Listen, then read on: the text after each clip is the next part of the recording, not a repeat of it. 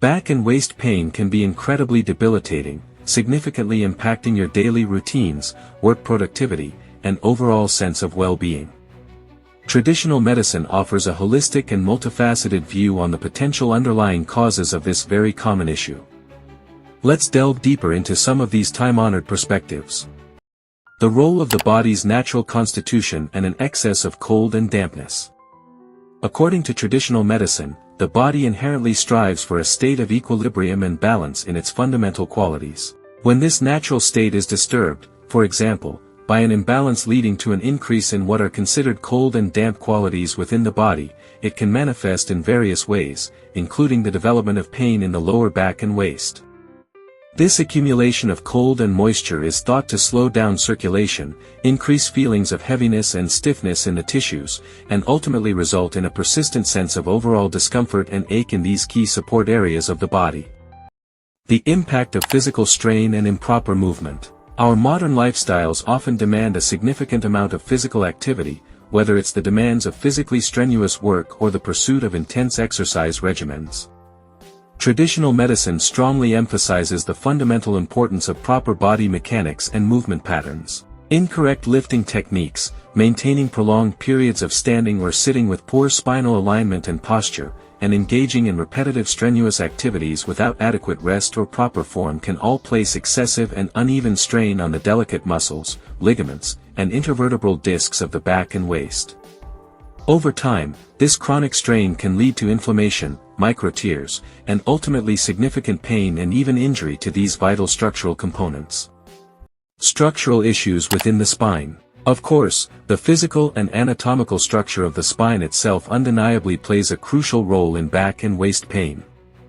Traditional medicine readily acknowledges that direct damage to the individual vertebrae that make up the spinal column, the cushioning intervertebral discs located between them, and the surrounding supportive muscles, ligaments, and nerves can be a primary and direct cause of back pain.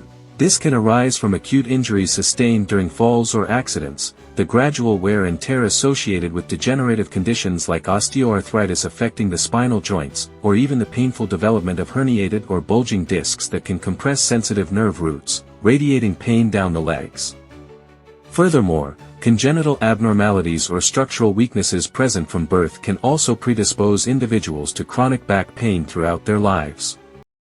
Referred pain from internal organs. Interestingly, traditional medicine also offers the insightful perspective that pain experienced in the back and waist isn't always originating from the musculoskeletal structures of those areas themselves.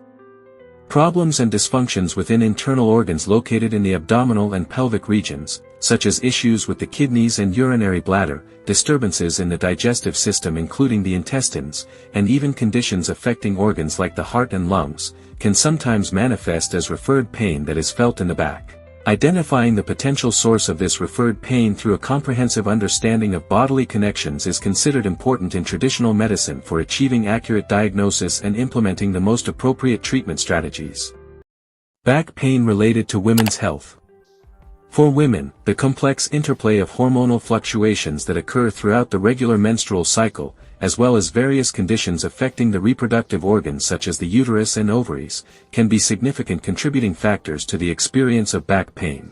The distinct physical changes and increased pressures associated with menstruation, the physiological demands of pregnancy as the body adapts to carry a growing fetus, and the physical stresses of childbirth can all place considerable and sometimes prolonged stress on the lower back and pelvic region, frequently leading to significant discomfort, muscle strain, and noticeable pain.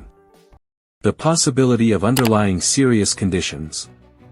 While the majority of cases of back pain are indeed attributed to musculoskeletal imbalances, injuries, or lifestyle-related factors, traditional medicine also wisely cautions that it can occasionally serve as a warning sign or symptom of more severe and less common underlying diseases or systemic conditions. This is precisely why it is absolutely crucial to promptly seek professional medical advice from a qualified healthcare provider if your back pain is severe in intensity, persists for an extended period without improvement, or is accompanied by other concerning symptoms such as unexplained weight loss, fever, or bowel or bladder dysfunction.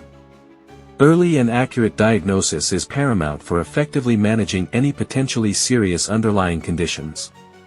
The influence of body heat. Finally, Traditional medicine also takes into consideration the important role of the body's internal temperature regulation and overall internal balance. In certain instances, an imbalance leading to an excess of what is described as heat within the body may contribute to inflammatory processes and the development of pain and discomfort in the back and waist. This perspective underscores the intricate interconnectedness of the various systems within the body and how imbalances in one area can manifest in seemingly unrelated parts. So, these are some of the key ways in which traditional medicine conceptualizes the potential causes of back and waist pain, placing emphasis on the body's inherent balance, the impact of physical strain, the integrity of the spinal structures, the influence of internal organ health, and even the role of internal temperature.